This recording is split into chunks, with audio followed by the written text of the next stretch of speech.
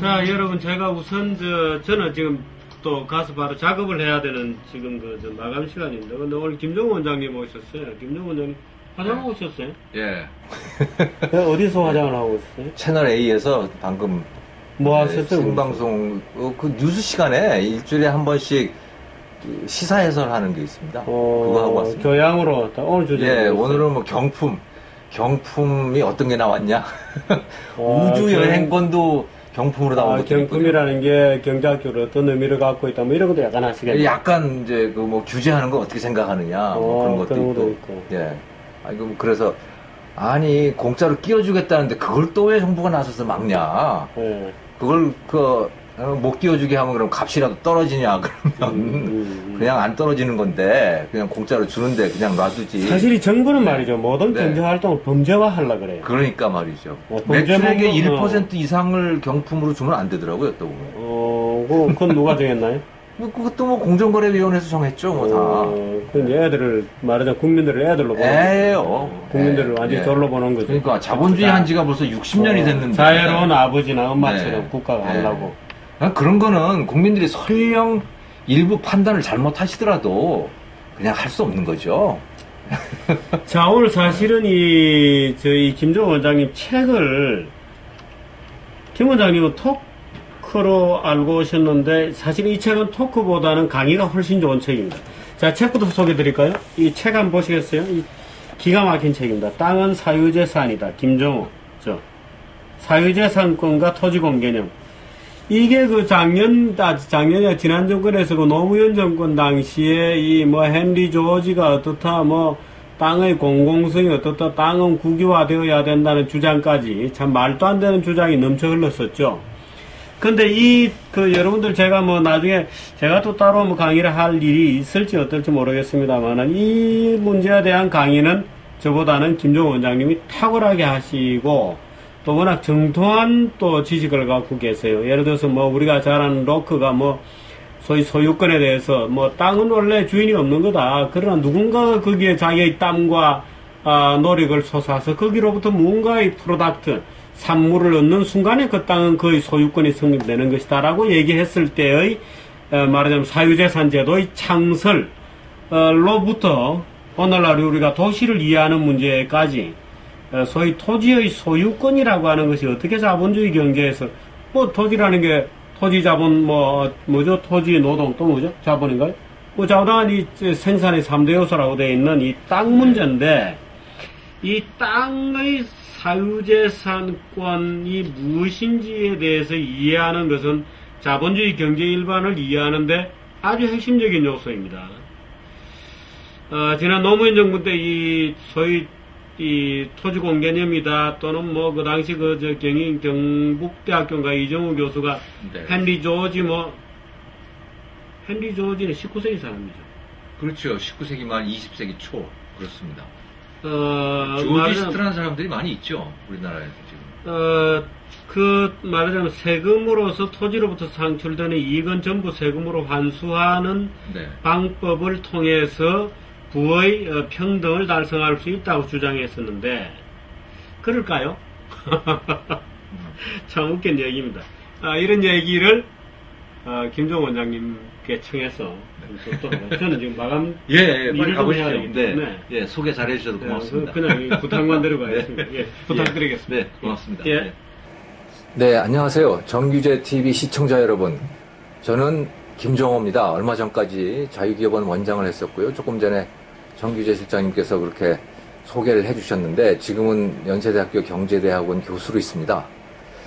자, 오늘 여러분들께 제가 소개하려고 하는 책은 바로 이 땅은 사유재산이다라고 하는 이 책입니다. 이걸 가지고 앞으로 한 달 정도에 걸쳐서 한 20회 정도에 걸쳐서 독서 토론도 하고 여러분들께 제가 강의도 해드리고 그럴 예정인데요. 땅은 사유재산이다라고 하는 이 책. 좀 도발적이지 않습니까? 이 땅이라고 하면 말이지, 우리, 이게 공공재다, 공개념이다, 이런 이야기들만 그냥 우리는 머릿속에 박혀 있어요. 근데 땅이라고 하는 건 기본적으로 사유재산이어야 한다. 그리고 사유재산이라고 하는 기본 관념의 기초에서 모든 정책들이 만들어져야 된다라고 하는 그런 말씀을 여기에서 하고 있는 겁니다. 근데 사실은 이게 너무나 당연한 말임에도 불구하고 우리나라에서는 이 말 자체가 굉장히 뭐라 그러나 도발적인 그런 말이 돼버렸어요. 그리고 좀 기분을 상하게 하는 그런 말일 수도 있고 말이죠. 예. 자, 그럼 이 책, 그런데 또 하나 제가 여러분들께 말씀을 드리고 싶은 것은 제가 자유기업원장을 하면서 제가 2004년부터 자유기업원장을 했습니다만은 그 자유기업원장을 하면서 기관장이다 보니까 또 띵크탱크의 소장이다 보니까 그 기관에서 하고 있는 모든 일에 대해서 다 제가 무슨 말을 했어야 했고 그래서 다 이것저것 이제 관여를 하게 되었는데 사실은 원래 저의 전공은 바로 이 토지 문제입니다. 제가 1988년에 경제학 박사를 받았는데 그 박사학위 논문은 바로 토지의 가격에 관한 것이었고 또 도시의 개발 뭐 이런 것과 관련되어 있는 거였어요. 그래서 도시 성장 모형을 가지고 제가 경제학 박사학위 논문을 썼는데 거기에서 이제 토지 가격도 했고 도시 계획은 어떻게 해야 되는가 뭐 그런 문제도 다루었고 이제 그렇게 이제 했었거든요. 그래서 사실은 이 토지 문제는 원래 저의 전공이다. 그런 말씀도 제가 여러분들께 드리고 싶어요. 자, 이 땅은 사유재산이다. 부재는 사유재산권과 토지 공개념이라고 하는, 그렇게 돼 있죠. 이게 부재고요.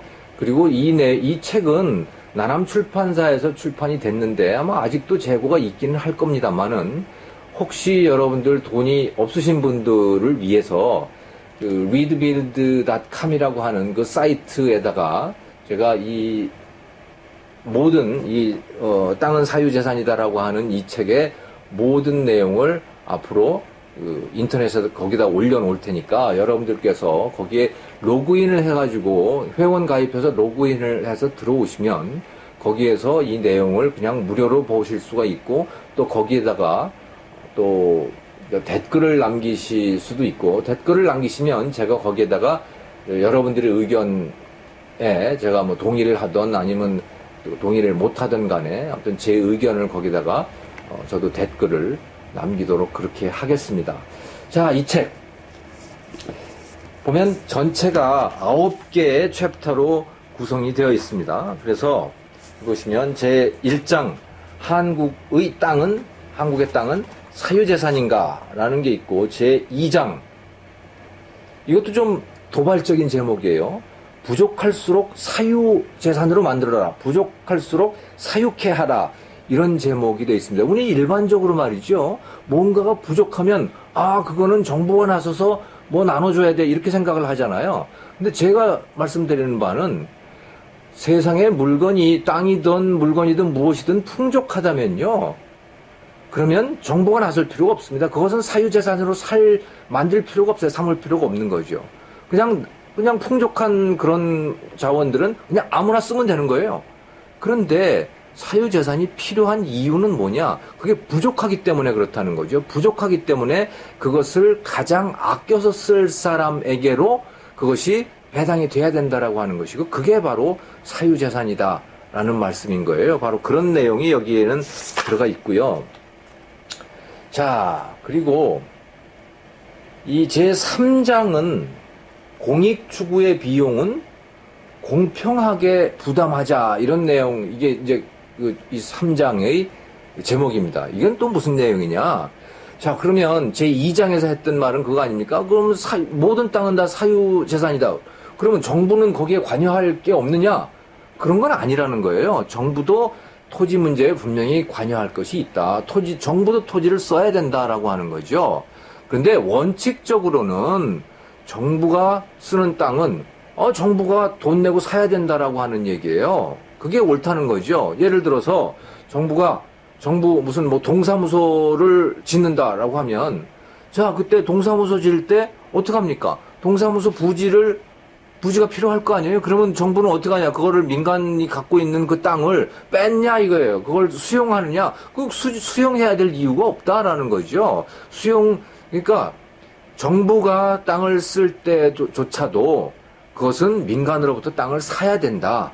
라는 게 그게 원칙이라는 거예요. 돈 내고 사라. 마치 정부가 자동차가 필요하면 어떡합니까? 자동차 회사에서 뺐나요? 그게 아니잖아요. 자동차 회사가 가지고 정부도 정당한 돈을 내고 그 자동차를 사잖아요. 마찬가지로 땅도 민간에서 토지시장에서 정부도 땅을 사야 된다. 이런 얘기입니다. 그게 원칙인데 그리고 그게 공평한 방법인데 그런데 부득불 정부가 수용이라고 하는 거, 강제로 민간으로부터 땅을 뺏어야 할 때가 있다. 그런 얘기입니다. 그게 언제냐? 그것은 예를 들어서 도로를 놓을 때, 뭐 이런 때인 거죠. 도로를 놓으려면 말이죠. 굉장히 많은 필지들이 필요하고, 그리고 반드시 어떤 필지가 들어가야 된다라고 하는 그게 있는 거 아니겠습니까? 왜냐하면 도로라고 하는 게 쫙 연결되고 일자로 놔야 되고 그렇기 때문에 그런 것이죠. 자, 그런데 거기에 끼어 있는 사람들은 그러면 어떻게 할 거냐? 끼어 있는 토지 소유자들은 그때 알박기라고 하는 걸 하게 된다는 거예요. 그러니까 정당한 토지 가격, 시장에서 일반적으로 통용되고 있는 그 토지 가격보다 훨씬 많은 돈을 정부한테 요구하게 될 거 아니겠습니까? 그러니까 이것은 문제다라고 하는 거죠. 이런 것들이 시장 실패라고 하는 거거든요. 자, 이런 때는 그러면 어떻게 할 거냐? 할 수 없다. 그러면 정부가 민간으로부터 그러면 토지를 강제로 수용을 한다. 하지만 마음대로 수용하고 그냥 공짜로 공짜로 가져가서 그럼 돈도 안 주냐? 그게 아니고 민간에서 시장에서 팔렸을 그 가격만큼을 주면 된다. 또는 그거보다 약간 조금 더 주면 된다. 그러면 정부도 그 일을 제대로 큰 비용 안 들이고 했기 때문에 정부 측에서도 또 그러니까 정부가 이익이라는 얘기는 뭐 국민 모두가 이익이라는 얘기가 되겠죠. 그러니까 정부도 정상적인 가격에 땅을 취득을 하고 또 원래 토지를 갖고 있던 그분들도 손해를 안 보고 또는 약간의 이익을 보고 그렇게 할 수 있으니까 양쪽 다 이익이다 라고 하는 거예요. 그러니까 그런 방식으로 가야 된다라고 하는 것이죠. 그러니까 부득불 토지 수용을 할 경우에도.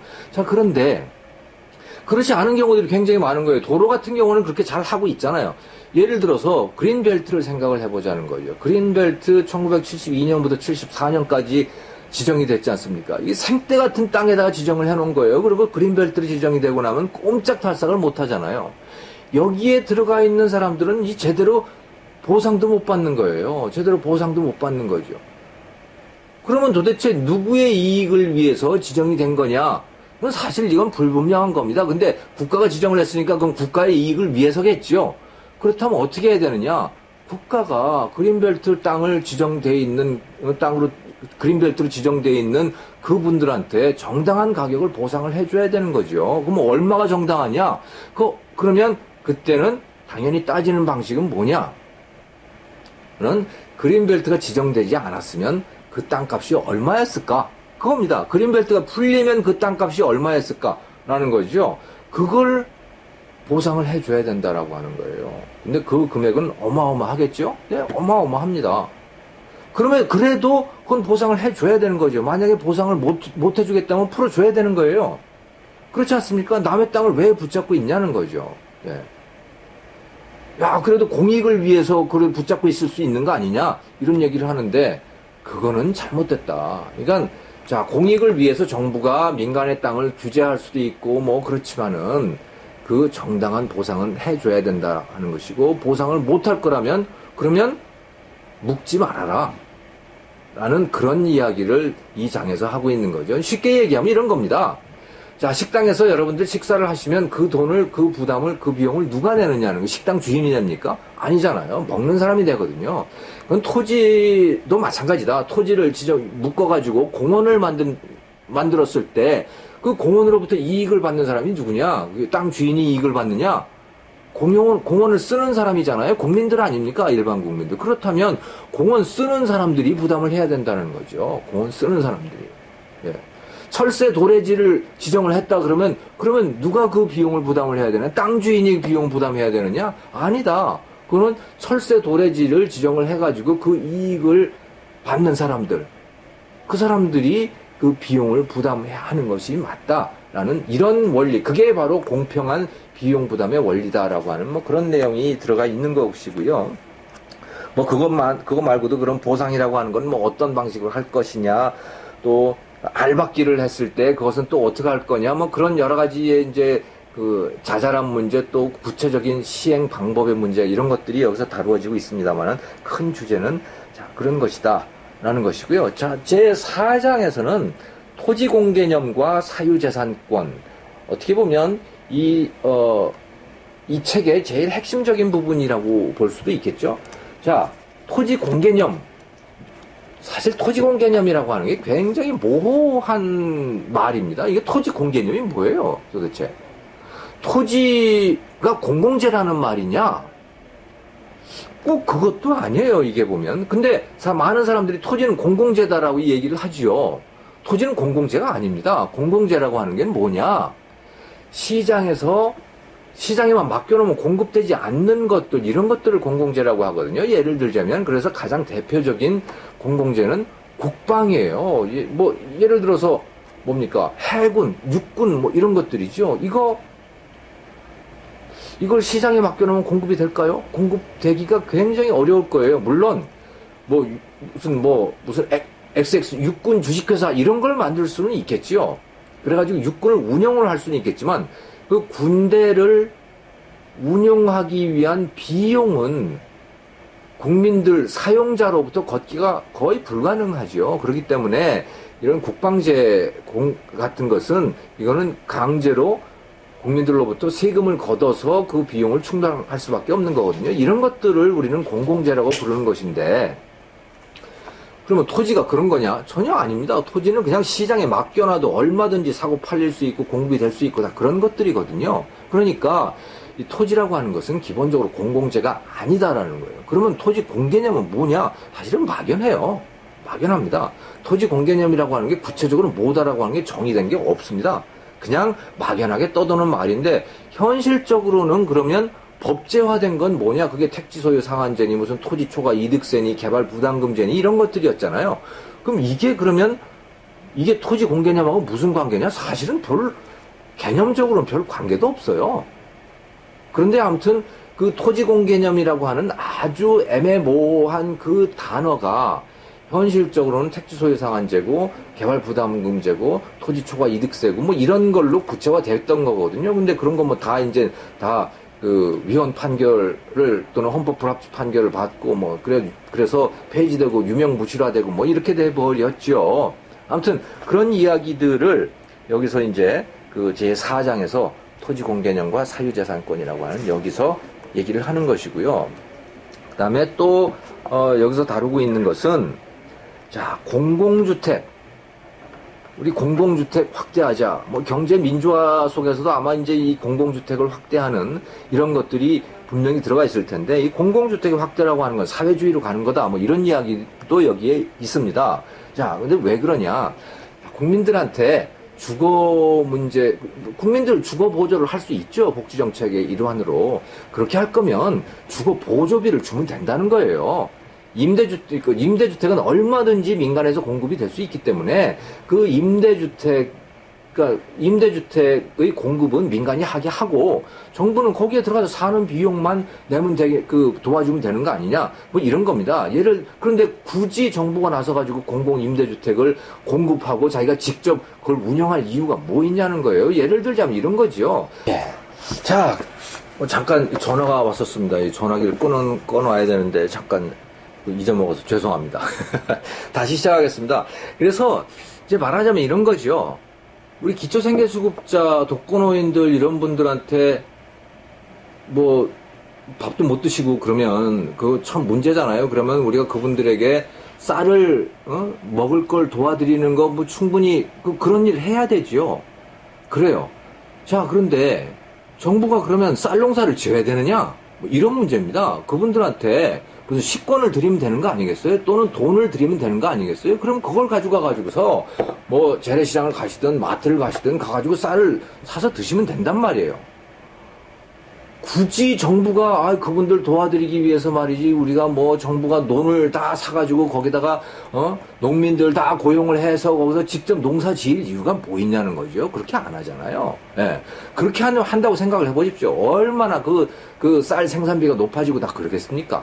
마찬가지다라는 거죠. 이것도 자, 민간 임대주택이라고 하는 거 뭐 전셋집이든 월세집이든 다 민간에서 공급이 되거든요. 그러니까 그걸 들어가서 할 수 있는 비용만 보조를 해주면 되는 거지. 굳이 그걸 정부가 나서서 주택을 다 지을 일이 뭐 있냐라고 하는, 그걸 소유하고 다 빌려주고 그럴 일이 뭐 있냐니, 그런 말씀도 여기 이제 들어와 있고요.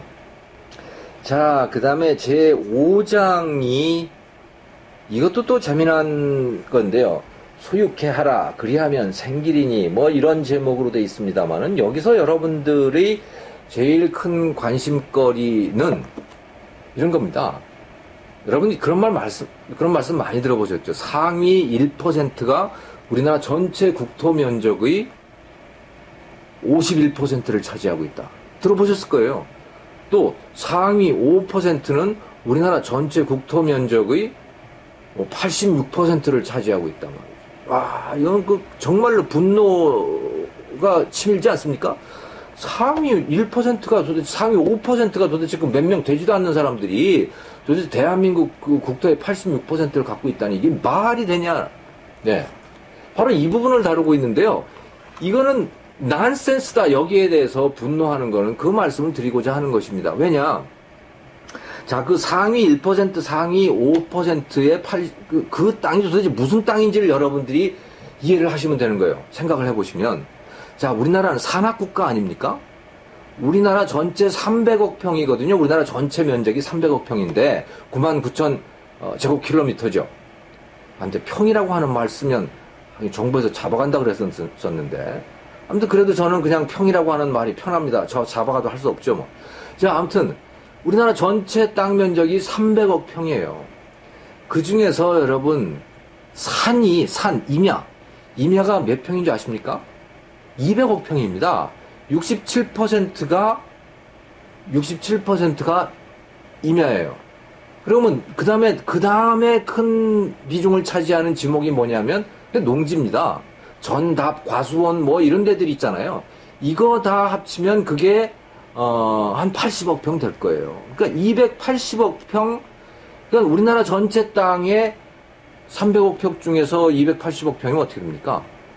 한 90% 넘죠? 90% 정도가 농지와 임야입니다.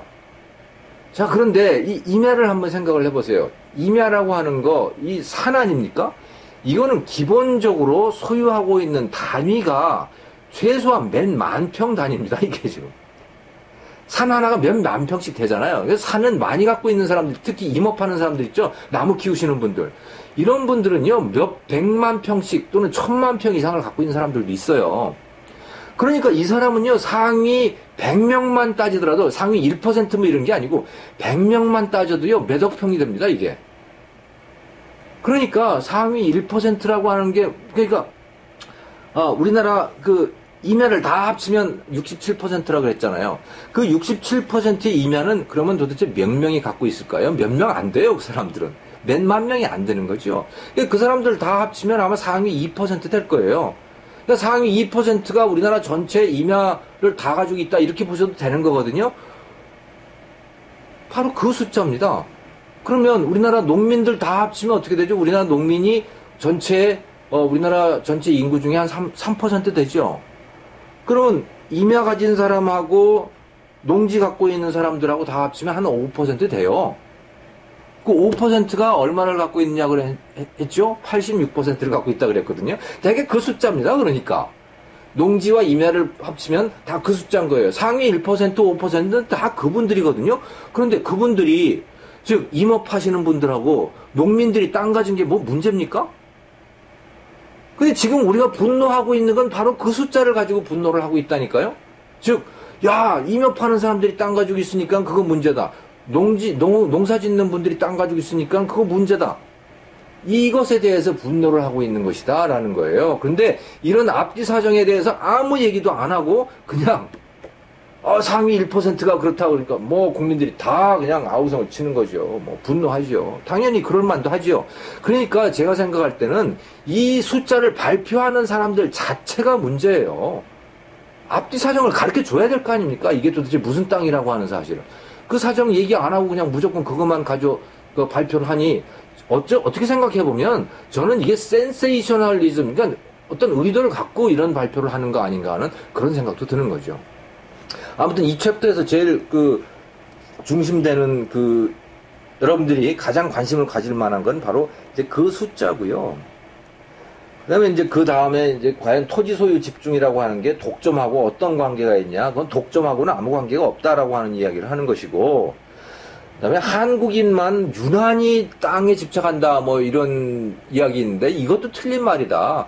이거는 후진국으로 갈수록 땅에 집착한다라는 거예요. 왜냐하면 땅 말고는 무슨 재산이 없지 않냐? 사람이 누구나 다 뭔가에 집착하면서 살게 돼 있는데 땅 말고 뭐에 집착할 거겠냐는 거예요. 이제 우리는 그나마도 이제는 조금씩 뭐 주식이라고 하는 것도 생기고 채권이라고 하는 것도 생기고 무슨 뭐 지적재산권도 이제 생기고 뭐 다 그런 거 아닙니까? 그러니까 이제 한국 사람들은 이제 드디어 선진국으로 진입을 했기 때문에 점점 더 땅에 대해서 이제 덜 집착을 하게 돼 있지만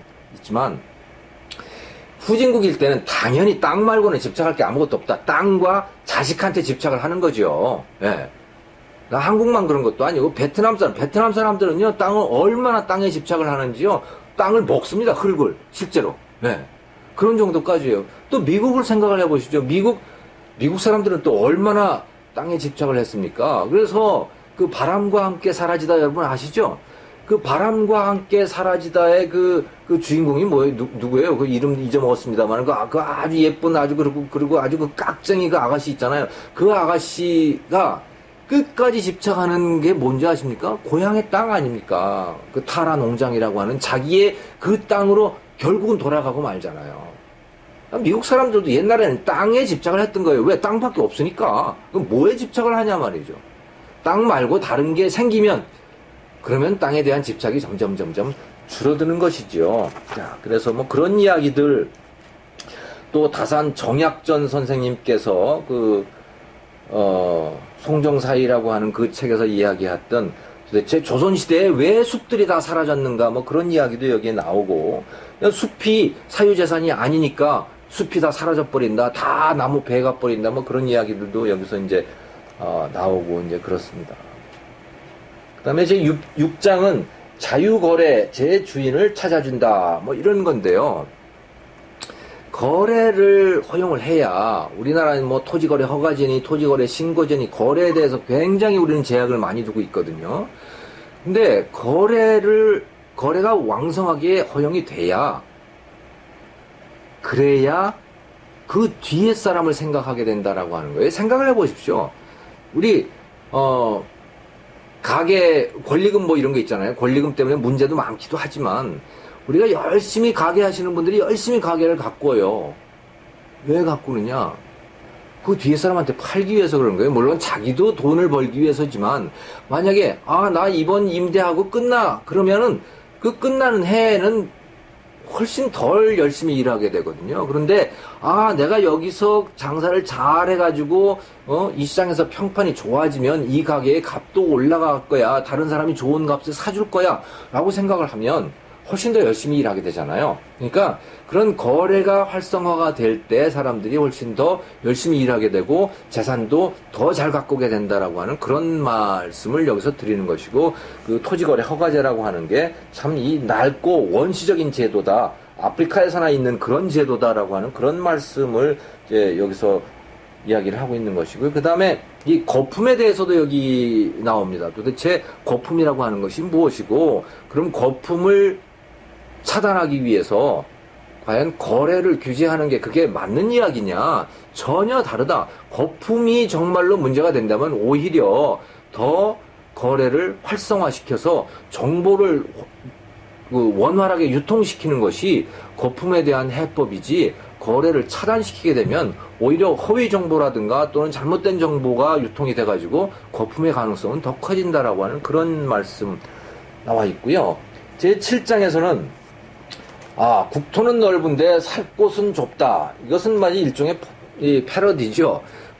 지금 뭐 아주 처지가 안 좋아졌습니다만 김우중 회장 말이죠. 대우그룹 창업했던 김우중 회장이 세상은 넓고 세계는 넓고 할 일은 많다 뭐 이런 이야기 했었잖아요. 이제 거기에 일종의 패러디처럼 했습니다만 국토는 넓다. 대한민국은 국토가 좁다. 이런 이야기를 얘기하잖아요. 국토는 넓다. 저는 300억 평 대한민국 300억 평에 보면 지금도 말이죠. 뭐 대한민국 곳곳에 빈 땅들이 그렇게 많이 있는데 우리는 왜 이렇게 비좁은 데서 이렇게 오글오글 모여가지고 살고 있느냐. 이것은 우리가 지금 이 국토에다가 다 철조망을 쳐놓고, 특히 그 중에서도 그린벨트라고 하는 철조망을 쳐놓고, 또 농지를 다 묶어놓고, 그렇기 때문에 넓게 살 수 있음에도 불구하고 비좁게 살고 있다. 이런 말씀을 여기서 이제 드리는 거예요. 그래서, 그린벨트, 물론 그 그린을 보존하는 것은 좋지만, 그린 보존하고 그린벨트하고는 전혀 다른 얘기다라고 하는 것도 여기에서 나오는 것이고요. 그래서 러시아 사람들이 보면 러시아가 우리만큼 소득이 높지는 않지만 그럼에도 불구하고 모스크바 시민들 이런 분들은 삶이 상당히 행복하다. 특히 주말에 살면 행복하다. 왜? 그 사람들은 다차라고 하는 별장지대가 있기 때문에 그렇다라고 하는 거죠. 그래서 웬만한 사람들은 모스크바 근교에다가 뭐 한 50평, 60평 좀 넓은 사람들은 한 100평씩 이렇게 가지고 별장을 갖고 있는 거거든요. 그게 뭐 우리나라처럼 호화별장이 아니고, 호화별장이 아니고, 거기에 나가가지고 뭐 자기 이제 텃밭 가꾸고, 그냥, 이건 주말에 가서는 거기서 사는 거예요. 큰 돈도 안 드는 거죠. 그런 식으로 할 수 있는 땅들이 우리는 널려 있다, 그린벨트 안에. 그걸 그렇게 좀 쓰자. 라는 그런 말씀이죠.